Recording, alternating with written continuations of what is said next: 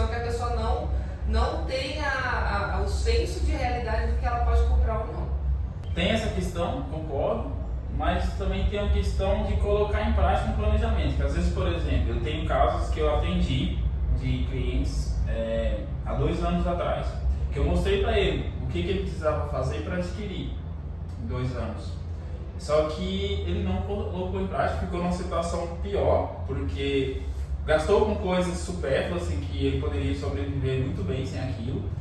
E hoje ele não tem condições, por exemplo, o crédito que ele tinha naquela época, hoje ele já não consegue mais, porque ele se comprometeu com várias outras coisas que não precisava. E continua pagando um aluguel, tem o desejo de comprar um apartamento, mas vai postergar por mais tempo. A última conversa que eu tive, falando, agora realmente aprendi, de fato, vou colocar em prática o que você falou, que é essa parte de planejamento financeiro. Que aí uma delas é, por exemplo, se você está gastando mais do que você ganha, você vai ter que ter uma renda extra, por exemplo. Mesmo que você não gaste mais do que você ganha, se você gastar tudo que você ganha, você já está com problema. Sim. Né? Porque no mínimo aí você vai ter que assumir uma parcela aí, pelo menos 30% da sua renda. Se você considera que você não tem um imóvel, não tem dinheiro, né, recursos próprios para pagar à vista ou para pagar a entrada já no sinal, você vai ter que financiar. Então você vai ter que pelo menos aí conseguir arcar com 30%, além dos seus gastos essenciais. Você tem que ter uma margem ali, né, no caso de valores, de 30% da renda. Antes de entregar, né? Mesmo que fosse entregar, porque imagina o seguinte, ele está ali, vamos pôr, está pagando um aluguel hoje, não sei quanto está comprometendo a renda dele. Não, é isso que eu ia falar, porque se ele está pagando aluguel, quando o imóvel estiver pronto, meio que ele vai parar de pagar o aluguel para pagar a parcela do financiamento, aí vai ficar meio que igual.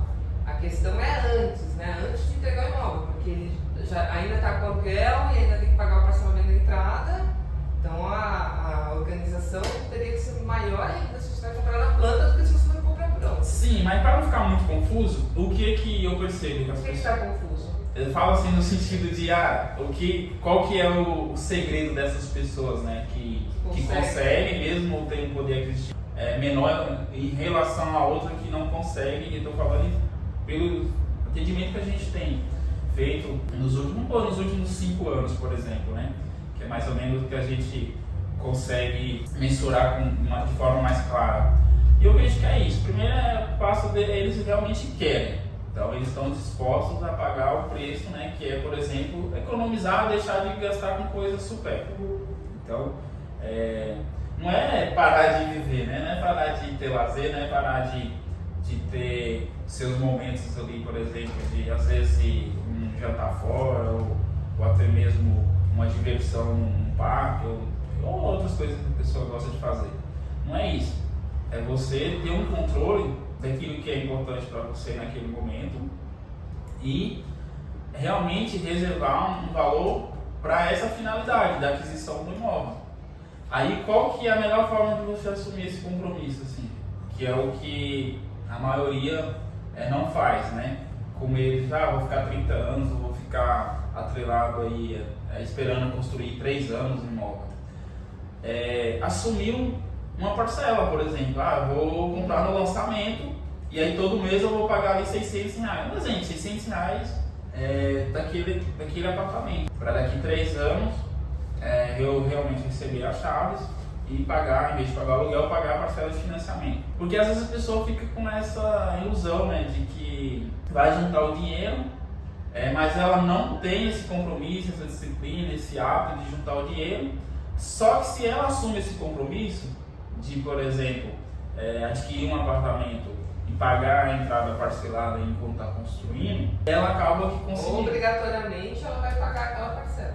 Mas se ela não fizer isso, se ela não assumir esse compromisso, ela vai gastar com coisas supérfluas. Então você percebe que com essa nossa conversa a gente chegou a 2 conclusões, assim, ó. Se a pessoa cair na realidade do que ela pode comprar, ela vai conseguir comprar no momento que ela tiver a aprovação. E se a pessoa já não tem o hábito de juntar dinheiro, por isso que ela já não tem um dinheiro maior para dar de entrada, não adianta ela falar que vai se organizar para fazer isso, porque ela não tem o hábito, ela não vai fazer. Então é melhor que ela já compre mesmo, que seja na planta e que vai pagar a entrada parcelada. Entende? Por isso que a gente fala, qual é o melhor momento de comprar um apartamento? É agora. O melhor momento é agora. Porque se a pessoa não tem o hábito de juntar dinheiro, ela passou, sei lá, se a maioria dos clientes que a gente atende tem idade aí próxima de 30 anos, vamos dizer assim. Se ela trabalha desde os 18, que seja, tem gente que começou a trabalhar mais cedo e até agora ela não juntou nada, ela não tem o hábito de fazer isso, ela não vai juntar. E aí, em contrapartida, os imóveis cada vez mais valorizando. E aí tem uma outra questão da renda, não acompanha a valorização dos imóveis. Então, assim, fica cada vez mais difícil, ela não assume um compromisso para ir realmente pagando ali, esse imóvel, é cada vez mais difícil ela adquirir, se ela não tiver esse planejamento já e realmente assumir o compromisso de ir pagando. Então você diz o planejamento seria já comprar o apartamento e aí pagando as parcelas? Desde que ela consiga assumir no mínimo aí uma parcela aí compatível, no máximo 30% da renda, né? Então, se essa pessoa tem condições de assumir, ela já compra. Ah, não, hoje eu não tenho condições de assumir, porque eu já gasto mais do que eu ganho, ou então gasto tudo que eu ganho. Essa pessoa não tem condições de comprar nesse momento. Aí sim entra na questão do planejamento para ela melhorar. Mas mesmo quem gasta tudo que ganha, você acha que não está gastando com alguma coisa que pode não gastar? Então, aí entra na questão do planejamento primeiro, porque ela precisa se livrar, no caso, no sentido de deixar livre pelo menos 30% da renda para ela assumir o compromisso. Porque ela, a partir do momento que ela assumir esse compromisso de pagar todo mês, ela vai ter que ter o dinheiro. Então, são casos diferentes. A pessoa que já consegue assumir o compromisso já está no momento de compra. A pessoa que não consegue assumir esse compromisso, ela tem que fazer esse planejamento primeiro, de ou gastar menos, né? Porque aí ela tem coisas que entram nessa questão que você falou, que ela está gastando que é supérfluas, no sentido de ela não precisa disso para sobreviver, né? E ou fazer uma renda extra, né? Dependendo da vez ela estava trabalhando em alguma coisa que não está acompanhando o padrão de vida dela.